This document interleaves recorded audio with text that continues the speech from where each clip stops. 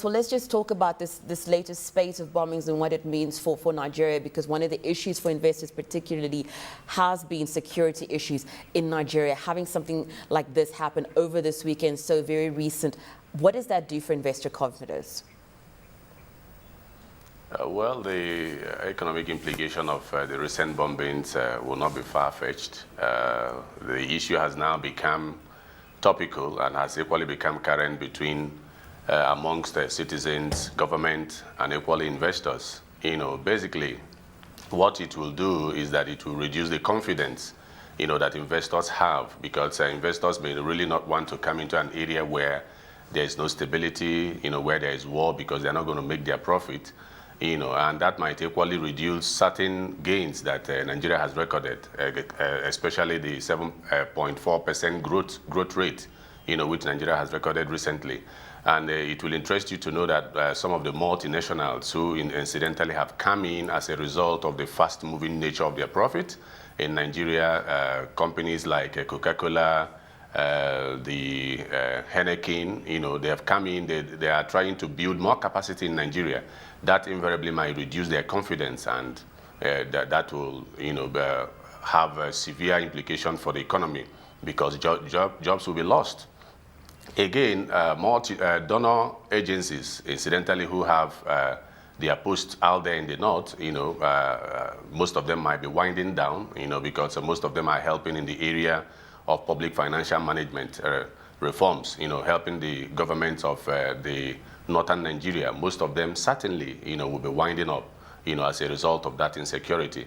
Again, it will interest you to know that in fact, the incessant bombings, have ruined the lives of businessmen, and because if you go to Lagos Mile 12, where is the center for the drop-off of foodstuff like onions, cereals, tomato, and all that, the amount has now been, reducing drastically, as a result of that insecurity in the country. One can as well talk about. I want to ask you a little bit.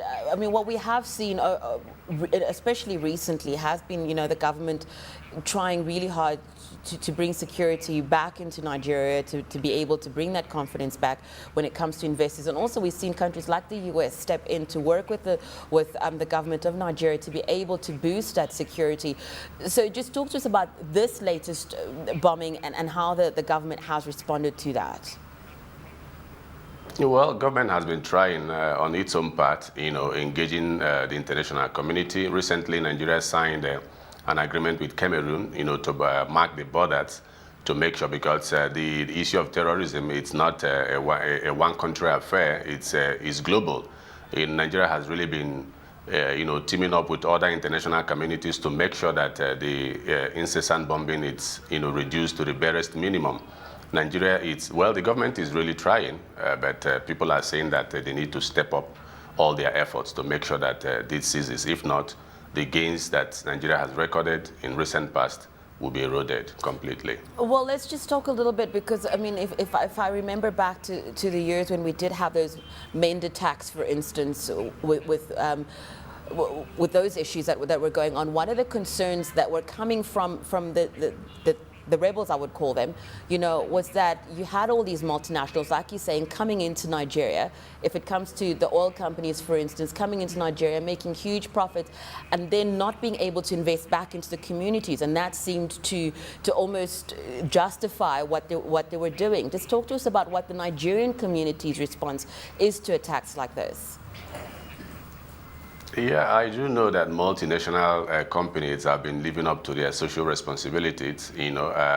One can't just begin to say that they've really been living up to their social responsibilities. But, there are several dimensions to this Boko Haram issue, which one cannot really target to multinationals not living up to their social responsibilities. I really do not buy that idea.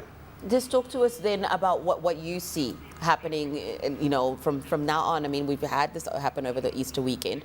Just going forward in the short term, what do you think the reaction is going to be, just in terms of bringing an end to this, if it's even possible to talk about that in the short term?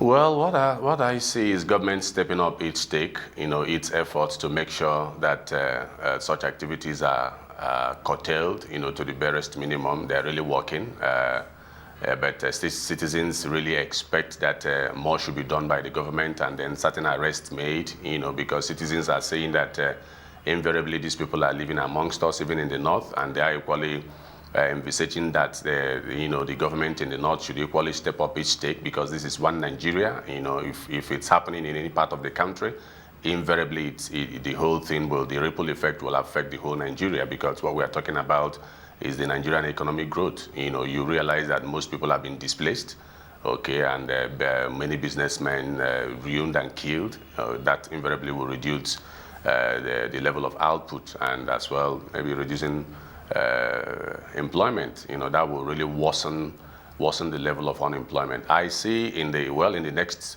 couple of weeks, I see the government stepping up its effort, trying to get to the drawing boards to look at the security outfit, look at the security framework, and then now know how, because the issue is so hydra-headed. It's not something that, you are facing, you are looking at those individuals and facing them headlong, and if it will equally involve talking or discussing with them, so be it. All we want is peace in Nigeria, so that, there'll be economic stability and there'll be economic growth. Thank you so much for joining us, Doctor. Thank you so much for your insight on that issue.